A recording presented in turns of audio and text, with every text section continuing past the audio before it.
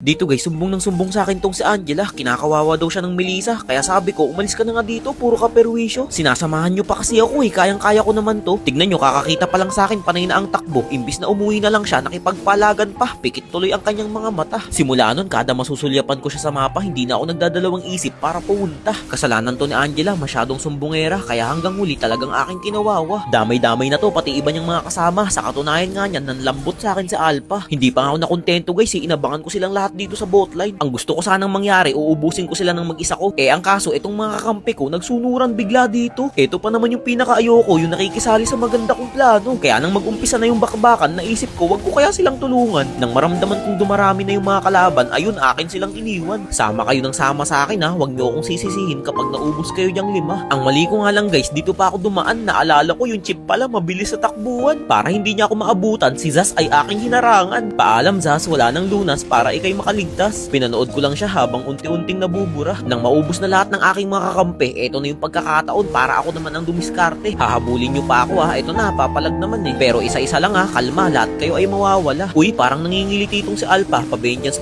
ka pa ha. Tipihan nga muna kita. Lahat ng skills niya, hindi man lang sa akin tumama. Ang cute nga nitong si Nana, sinalubong pa ang bida. Nung sinibat ko, may passive pa pala, kaya nirekolan ko din siya sa mukha. Tulungan na kitang makauwi ha.